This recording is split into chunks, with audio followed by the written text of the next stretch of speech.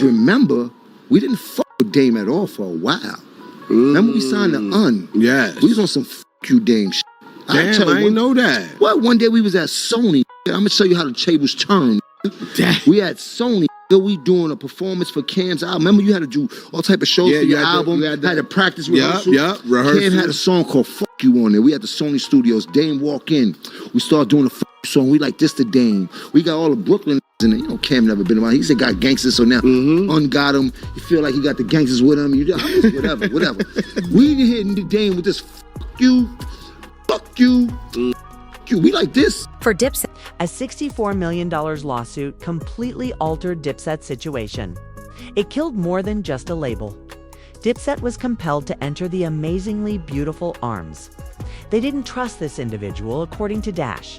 Look, a lot of people believe that Jim Jones and Cameron joined Roc-A-Fella because it made sense in theory. But in practice, it was a complete failure. Viewing documentation differently, combining corporate dollars with street politics. This also applies to Dame Dash. They were actually yelling, "F you, dude." Oddly, they're the ones who keep their jobs in a Sony studio. But before all of that, Jim Jones created an unexpected image. Before anybody realized how much the tension would be alleviated, a young man entered the studio to showcase Jay-Z. Harlem, the Chambers, the swinging platinum chain with dancing diamonds, Zeal, and Jay-Z standing there coolly collected and watching everything.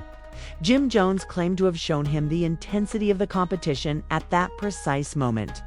In actuality, everyone was vying for a spot at the time, and Dipset wouldn't give up to anyone, not even Jay-Z. I'm going to start playing this video for everyone, but all I ask is for you to join up and share your thoughts in the space provided below. Let's get started now. Remember another one. Fuck It's it. crazy. Cam album.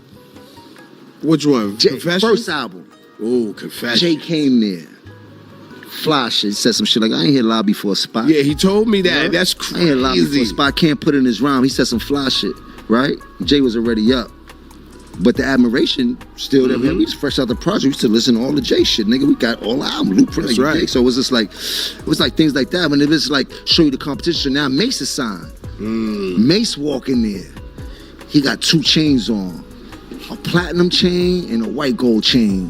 This when platinum first started. That's right. Jay there. He got a small platinum chain on with the platinum rollie. So Mace busted in boosh. Now it's like, nigga, I'm winning. I'm up. Hot. Yeah. He hot. He was on fire.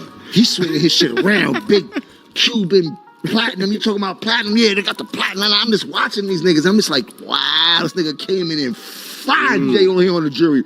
But I'm not understanding the dynamic of what's really going on. Yeah. You heard? I'm face value with what I see. Don't know Jay from nowhere, but just doing music. And I'm measuring this shit by what I see, face value. So as Mace going up, he buying shit I never seen before. But now when you bring it in the building, you standing next to Jay, he looking good. I'm like, these niggas thought that was a championship. I'm just showing like the shit that we were doing when we were younger, leading up to where we at now, because we were very prideful and very competitive. So now at that moment was like, a lot of that shit was like, we gotta show this niggas that we get money, yeah. Because remember, we didn't fuck with Dame at all for a while.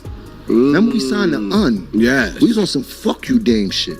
Damn, I didn't know that. What? One day we was at Sony, nigga. I'm gonna show you how the tables turn, nigga. Damn. We at Sony, nigga. We doing a performance for Cam's album. Remember you had to do all type of shows for your album. Had to practice rehearsal. Rehearsal. Cam had a song called Fuck You on there. We had the Sony Studios. Dame walk in. We start doing a Fuck You song. We like this to Dame. We got all the Brooklyn niggas in there. You know Cam never been around. He said got gangsters, so now ungot him. You feel like he got the gangsters with him. Whatever. We hitting the Dame with this fuck you. Fuck you. Fuck you. We like this. Yeah. Brooklyn niggas, we in the Dame like. Y'all niggas talking to me? But Dame is cold. You know, he always could fight. I ain't never lie. Like, he never. He always talk that shit, yeah? I seen him chip niggas up back in the day. That's a fact. Like, I'm afraid he never was no punk. But he stayed there, let us do all that. He did some fly shit. Like, yo, let me speak to you. I just want 2 minutes of your time, put us in the corner. And was like, don't let these Brooklyn niggas get in between niggas that you really fuck with. Like, I know what your niggas is doing. I understand the whole thing, but don't do it this way. It's going to cause a nasty outcome. You heard him? Like, nigga, I'm up. That's right. You heard? Like, yeah. You niggas just signed to some other niggas from Brooklyn that you don't know about, and you playing with niggas that really got it. You heard? That conversation right there broke the barrier for us to getting back in with Dame. That conversation led to him end up being able to sign, being able to have Dame manage him. Because after that conversation, Untamed lost his whole label deal for the $64 million. I mean, I'm there in real time. There's nobody could tell me nothing about this. I'm there in real time. Wherever Cam was, I was. That's right. Wasn't no conversation, nothing that. You heard? Like, loses that shit. We got to go back to Sony. Niggas is in a disarray. They saying Sony is the worst label out. They ain't gonna do shit for us. It's over. Cam calls Dame. I'm gonna need you to manage me. Let me figure this shit out. Dame was like, yo, we gotta get you out the Sony deal. Toughest shit that nigga ever did was come through with a bunch of niggas and pull a 52 fake out on forcing their hand to sign him out of that contract deal inside that Sony building. But after he signed him out the contract, I ended up leading Dame to be able to, yo, let me see what we're doing with this Roc-A-Fella shit. Then it goes into the movie paid in full, Roc-A-Fella deal, turns our whole life around in 01, I believe it was. Damn. Then from 01, we started the engine back up. We was able to come back in with the Diplomats, start putting the Diplomats, because we was out the game. Yeah, y'all was in Ohio for a minute. I was in Ohio. The Cam was in Ohio. Chubbs was in Ohio. Yeah. Let's don't do that. Them niggas was visiting the tourists in Ohio. Shout out to Zeke. That captures the ease with which the music game can be used against you. You'll reach the pinnacle one day.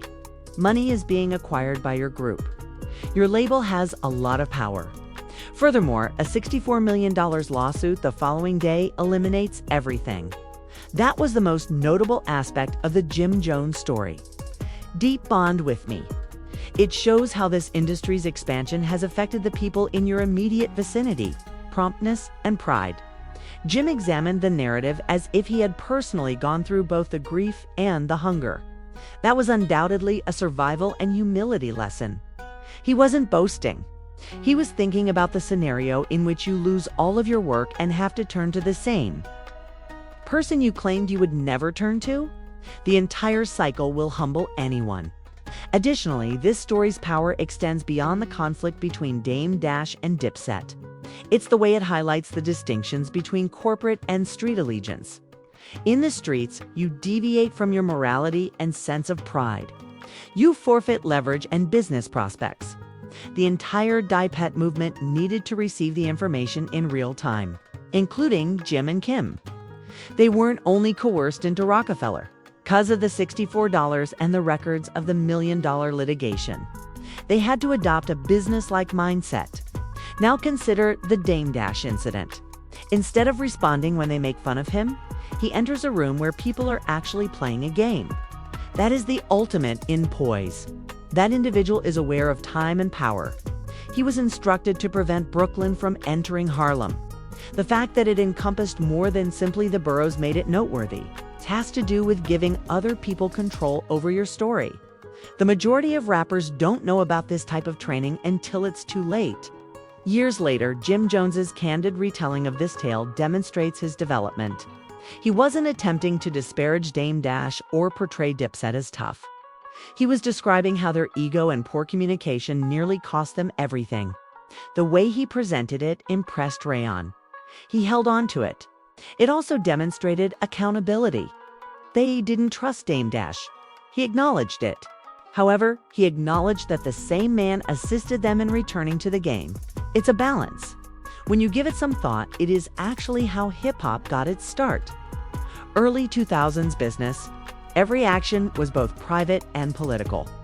Even if everyone was battling independently, they still needed the people they didn't agree with to raise you. These stories produce problems as a result. They currently demonstrate what it took to tolerate label folding.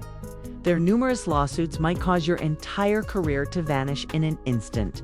I would like to ask you all of these questions. Do you believe that without Dame Dash's subsequent intervention-related litigation, Dipset would never have progressed to this point? Furthermore, did the entire circumstance really demonstrate that sometimes your greatest enemies are also your adversaries? Blessings from God. Tell me what you think. Go to the comment box below and don't forget to register. Don't forget to register. Asterisk.